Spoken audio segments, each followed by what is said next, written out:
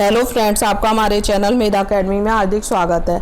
आज हम आपके सामने वर्तमान भारतीय समाज और उसकी प्रारंभिक शिक्षा के चैप्टर 1 में शिक्षा के विभिन्न कार्य के बारे में डिस्कस करेंगे, जो यूपी डीएलएड के सेकंड सेमेस्टर से रिलेटेड है। इससे प्रीवियस वीडियो में हमने शिक्षा की परिभाषा और उसके महत्व के बारे में डिस्कस किया था। आइए जानते हैं राष्ट्रीय जीवन में शिक्षा के विभिन्न कार्य क्या हैं। सबसे पहले हम थोड़ा सा शिक्षा के बारे में जानते हैं। शिक्षा क्या है? शिक्षा के द्वारा व्यक्ति अपने व्यक्तित्व का पूर्ण विकास कर सकता है और अपनी जन्मजात शक्तियों को व्यक्त कर सकता है। शिक्षा से ही आध्यात्मिकता का विकास होता है और शिक्षा से ही व्यक्ति वातावरण में समायोजन करना सीख जाता है। आइए पढ़ते हैं। आज शिक्षा का विशेष महत्व है। यूँ तो शिक्षा का महत्व तो सदैव ही रहा है, परंतु आज की बदलती हुई परिस्थितियों में शिक्षा के कार्य और बढ़ गए हैं। आज भारत का नैतिक पतन हो रहा है, चारों ओर भ्रष्टाचार का बोलबाला है, भाई भतीजावाद खूब पनप रहा है। अतः राष्ट्रीय जीवन में शिक्षा के कार्य और बढ़ गए हैं। मनुष्य एक सामाजिक प्राणी है, उसका अधिकांश समय समाज में ही व्यतीत होता है। इस दृष्टिकोण से शिक्षा का विशेष महत्व है। जैसा कि आप जानते हैं, शिक्षा का महत्व हमेशा से ही बहुत रहा है, लेकिन आज को देखते हुए शिक्षा का महत्व और ज़्यादा बढ़ गया है। मनुष्य एक सामाजिक प्राणी है और उसकी सभी क्रियाएं समाज में ही रहकर संपन्न होती हैं, इसलिए उसका शिक्षित होना अत्यंत आवश्यक है। जॉन ड्यूवी ने कहा है, शिक्षा व्यक्ति की उन सब शक्तियों का विकास है जिनसे वह वातावरण पर अधिकार प्राप्त कर सके तथा भविष्य की आशाओं को पूरी कर सके। जॉन ड्यूवी के अनुसार शिक्षा व्यक्ति की जो भी शक्तियाँ उसका विकास है, जिससे कि वह वातावरण में अधिकार प्राप्त कर लेता है और अपने भविष्य में उसकी जो भी आशाएं हैं उनको पूरी कर सकता है। इस प्रकार शिक्षा एक सामाजिक कार्य है। शिक्षा ही व्यक्ति को सामाजिक बनाती है, इस कारण शिक्षा का विशेष महत्व है। राष्ट्रीय जीवन में शिक्षा के निम्नलिखित कार्य हैं। शिक्षा एक सामाजिक कार्य भी है, क्योंकि शिक्षा से ही व्यक्ति सामाजिक बनता है और समाज में रहकर अपनी अनेक क्रियाएं करता है। शिक्षा के निम्नलिखित राष्ट्रीय जीवन में शिक्षा के निम्नलिखित कार्य हैं। नंबर 1, राष्ट्रीय विकास। शिक्षा राष्ट्रीय विकास का कार्य करती है। शिक्षा की उत्तम व्यवस्था के द्वारा ही किसी देश का विकास किया जा सकता है। आज भारत में देश के उत्थान के लिए शिक्षा की नई नीतियां चलाई जा रही हैं। अतः यदि राष्ट्रीय विकास किया जाना है तो भारत में शिक्षा की उत्तम व्यवस्था की जानी चाहिए। राष्ट्रीय विकास के लिए शिक्षा की योजनाओं को प्राथमिकता दी जानी चाहिए। शिक्षा में राष्ट्रीय विकास का बहुत महत्व है। शिक्षा की उत्तम व्यवस्था के लिए किसी भी देश का विकास किया जा सकता है। भारत में देश के उत्थान के लिए शिक्षा की नई नई नीतियां चलाई जा रही हैं, नई नई योजनाएं चलाई जा रही हैं, जिससे कि अधिक से अधिक व्यक्ति शिक्षित हो सकें और समाज का अधिक से अधिक उत्थान और प्रगति हो सके और हमारे देश का या राष्ट्र का विकास हो सके। इसलिए शिक्षा में नई नई योजनाओं को प्राथमिकता दी जा रही है, नई नई नीतियां चलाई जा रही हैं। शिक्षा की उत्तम व्यवस्था के लिए नए नए नियम बनाए जा रहे हैं, जिससे कि अधिक से अधिक लोग शिक्षित हो सकें और अपना जीवन सुधार सकें। नंबर 2, राष्ट्रीय एकता। राष्ट्रीय एकता का आधार शिक्षा है। भारत में जातीयता, क्षेत्रीयता, प्रांतीयता और सांप्रदायिकता के आधार पर अनेक झगड़े होते हैं। शिक्षा के द्वारा इन झगड़ों को दूर किया जा सकता है। शिक्षा ही इन सभी दोषों को दूर करके राष्ट्र को राष्ट्रीय एकता के सूत्र में बांधती है। शिक्षा के कार्य के रूप में राष्ट्रीय एकता के विषय में पंडित नेहरू ने लिखा है, राष्ट्रीय एकता के प्रश्न में जीवन की प्रत्येक वस्तु आती है। शिक्षा का स्थान इन सब में सबसे ऊपर है और यही आधारशिला है। राष्ट्रीय एकता का आधार शिक्षा है। भारत में संप्रदाय के आधार पर, जाति के आधार पर, क्षेत्र के आधार पर बहुत सारे झगड़े होते रहते हैं। अगर हम शिक्षित हैं तो इन झगड़ों को दूर कर सकते हैं या कम कर सकते हैं। शिक्षा इन सब दोषों को दूर करके राष्ट्र को राष्ट्रीय एकता के सूत्र में बांधे रखती है। शिक्षा से ये बारे में पंडित नेहरू ने भी लिखा है कि राष्ट्रीय एकता के प्रश्न में जीवन की प्रत्येक वस्तु आ जाती है, लेकिन इनमें शिक्षा का स्थान सबसे ऊपर है और वही हमारे जीवन की आधारशिला है। नंबर 3, भावात्मक एकता।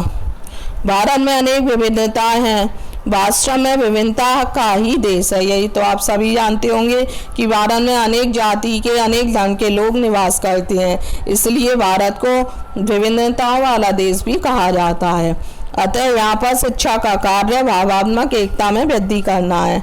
शिक्षा के द्वारा ही भावात्मक वातावरण का निर्माण किया जा सकता है। शिक्षा के अनेक प्रकार के उचित दृष्टिकोण का विकास करती है।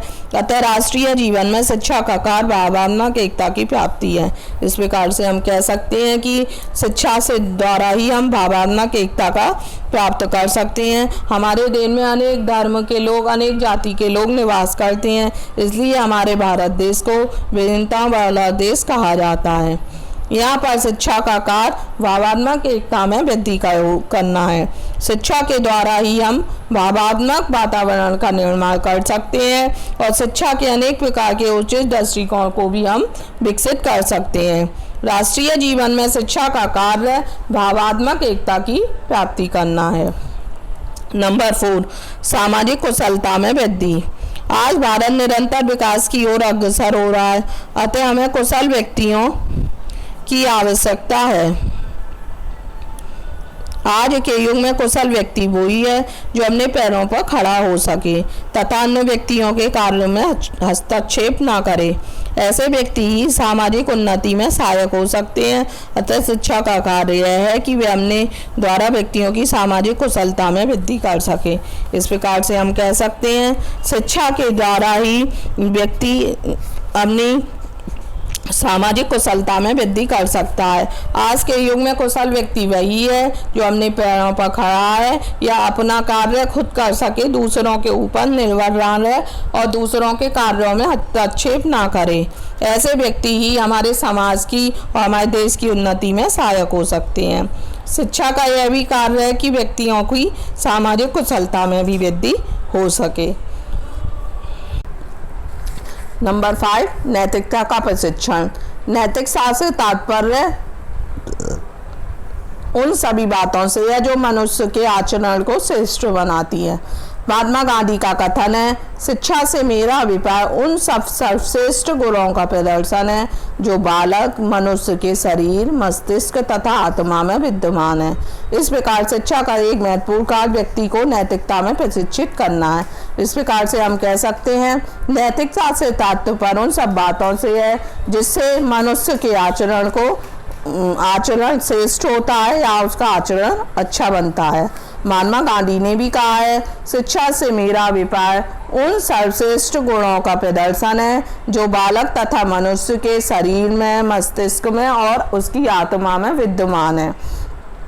इस प्रकार शिक्षा का एक महत्वपूर्ण कार्य व्यक्ति को नैतिकता में प्रशिक्षित करना है। नंबर 6, नेतृत्व की तैयारी। भारत एक प्रजातांत्रिक देश है। इसकी सफलता के लिए उचित नेतृत्व की आवश्यकता होती है।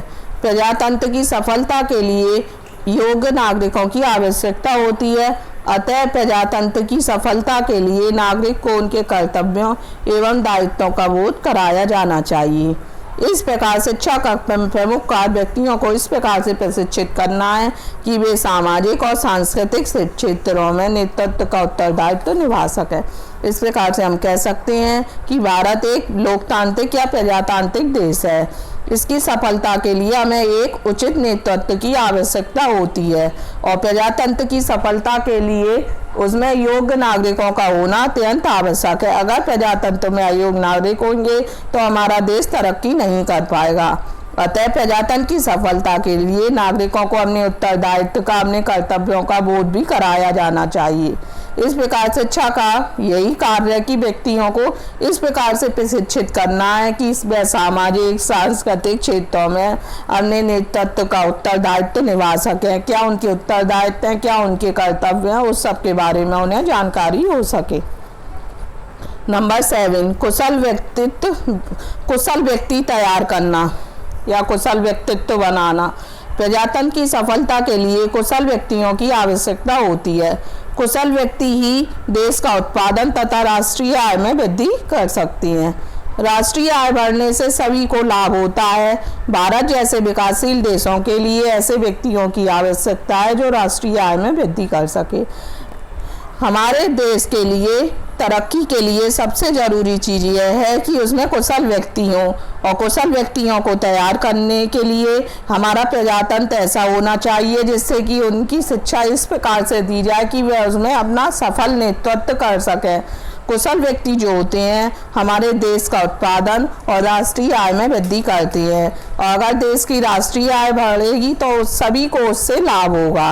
भारत जैसे विकासशील देशों में ऐसे व्यक्तियों की बहुत ज़्यादा आवश्यकता है जो राष्ट्रीय आय में वृद्धि कर सके, जिससे हमारी राष्ट्रीय आय बढ़ सके और हमारा देश विकासशील देश से की जगह विकसित देश बन सके। इस प्रकार राष्ट्रीय जीवन में शिक्षा का कुशल कार्यकर्ताओं की पूर्ति करना है। नंबर 8, सार्वजनिक हित को प्राथमिकता। देश तथा समाज के हित के लिए व्यक्तिगत हित को तिलांजलि देनी होती है। अतः शिक्षा का यह कार्य मनुष्य को सिखाया जाए कि व्यक्तिगत हित की अपेक्षा सार्वजनिक हित को प्राथमिकता दे। आज भारत में इसकी विशेष आवश्यकता है। अतः शिक्षा का यह कार्य है कि व्यक्तियों को ऐसा प्रशिक्षण दे कि व्यक्ति अपने हितों को गौण समझे। सबसे महत्वपूर्ण बात यह है कि देश तथा समाज के लिए व्यक्ति को अपना हित नहीं देखना चाहिए, जबकि सभी के हित के बारे में ध्यान देना चाहिए। मनुष्य को ये सिखाए कि वह व्यक्तिगत हित की अपेक्षा सार्वजनिक हित को प्राथमिकता दे। आज भारत में इसकी बहुत ज़्यादा आवश्यकता है। शिक्षा का कार्य भी यही है कि उसके द्वारा व्यक्तियों को ऐसा प्रशिक्षण दिया जाए वो अपने हित को ना ध्यान दे के सभी के हित को प्राथमिकता दे। नंबर 9, सामाजिक सुधार व उन्नति। शिक्षा के द्वारा समाज में फैली कुरीतियाँ प्रथाओं को दूर करके मनुष्य की उन्नति करना है।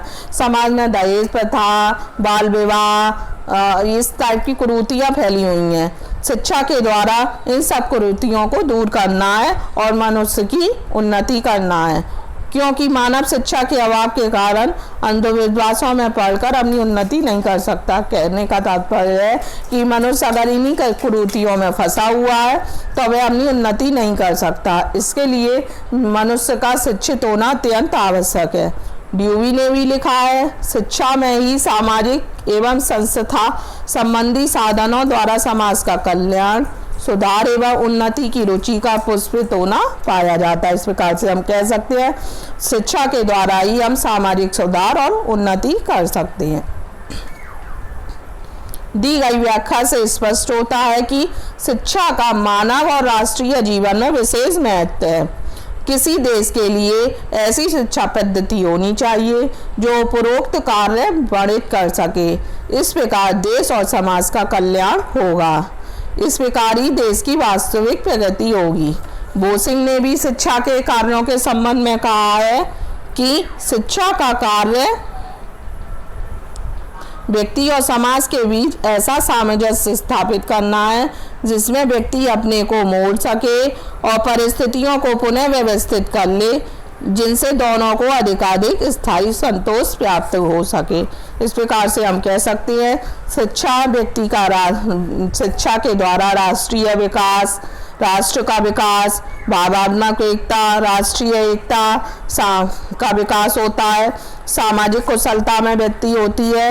नेतृत्व की तैयारी भी हम शिक्षा के द्वारा ही कर सकते हैं। अपने देश में कुशल व्यक्तियों का निर्माण भी हम शिक्षा के द्वारा ही कर सकते हैं।